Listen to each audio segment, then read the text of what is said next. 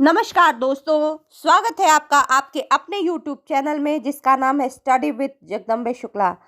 दोस्तों, आज हम एक नए विषय पदबंध के साथ उपस्थित हुए हैं। पद का अर्थ क्या होता है? वाक्य से अलग रहने वाले शब्द और वाक्य में प्रयुक्त होने वाले शब्द पद कहलाते हैं। दूसरे शब्दों में कहें तो वाक्य में प्रयुक्त शब्द पद कहलाता है।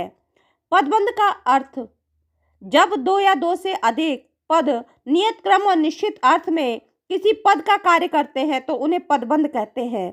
दूसरे शब्दों में कहें तो कई पदों के योग से बने वाक्यांश को जो एक ही पद का काम करते हैं पदबंध कहलाता है।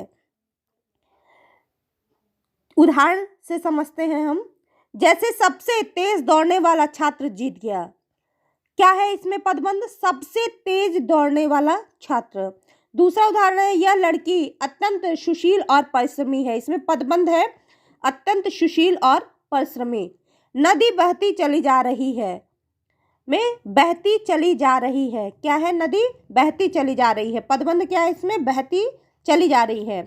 अगला है, नदी कलकल करती हुई बह रही थी।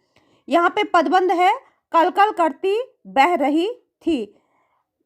पदबंध के प्रमुख 5 भेद होते हैं। जैसे पहला संज्ञा पदबंध, दूसरा विशेषण पदबंध, तीसरा सर्वनाम पदबंध, चौथा क्रिया पदबंध और 5वां है क्रिया विशेषण पदबंध। चलिए जानते हैं संज्ञा पदबंध को। जब किसी वाक्य में पद समूह या पदबंध संज्ञा का भाव नियत क्रम और निश्चित अर्थ में प्रकट करे तब वह संज्ञा पदबंध कहलाता है। दूसरे शब्दों में पदबंध का अंतिम या शीर्ष शब्द संज्ञा हो और अन्य सभी पद उसी पर आश्रित हो, वहां संज्ञा पदबंध शब्द होगा। जैसे 4 ताकतवर मजदूर। क्या है इसमें पदबंध? 4 ताकतवर मजदूर 4 ताकतवर मजदूर इस भारी चीज को उठा पाए। यहाँ पर संज्ञा पदबंध जो है वह है 4 ताकतवर मजदूर। अगला है, राम ने लंका के राजा रावण को मार डाला। क्या है? लंका के राजा रावण। अगला इसी तरह है, अयोध्या के राजा दशरथ के 4 पुत्र थे। यहाँ पर जो पदबंध है अयोध्या के राजा दशरथ। चलिए अगला पदबंध की बात करते हैं, विशेषण पदबंध। जब किसी वाक्य में पदबंध किसी संज्ञा की विशेषता नियत क्रम और निश्चित अर्थ में बताए, नियत क्रम और निश्चित अर्थ में बताए तब वहाँ विशेषण पदबंध होता है। दूसरे शब्दों में कहें तो पदबंध का शीर्ष और अंतिम शब्द यदि विशेषण हो और अन्य पद उसी पर आश्रित हो तो विशेषण पदबंध होता है। उदाहरण के लिए, तेज चलने वाली गाड़ियाँ प्रायः देर से पहुँचती हैं। उस घर के कोने में बैठा हुआ आदमी जासूस है। उसका घोड़ा अत्यंत सुंदर, फुर्तीला और आज्ञाकारी। घोड़ा क्या है? अत्यंत सुंदर, फुर्तीला और आज्ञाकारी।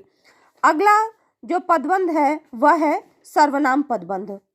जो पदबंध वाक्य में सर्वनाम पदों का कार्य करते हैं वे सर्वनाम पदबंध कहलाते हैं। जैसे हड़ताल में शामिल होने से वह बीमार पड़ गया। क्या है? वह बीमार पड़ गया। किसमें? हड़ताल में शामिल होने से। दूसरा उदाहरण है, आपके दोस्तों में कौन साथ देगा। अगला पदबंध है क्रिया पदबंध। क्रिया पदबंध में मुख्य रूप से मुख्य क्रिया सबसे पहले आती है, इसके बाद अन्य क्रियाएं मिलकर एक समग्र इकाई बनाती हैं। इसी को क्रिया पदबंध कहते हैं। जैसे वह बाजार की ओर होगा, वह बाजार की ओर आया होगा।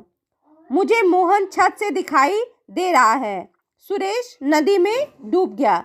यहाँ पर जो क्रिया है डूब गया, नदी में डूब गया।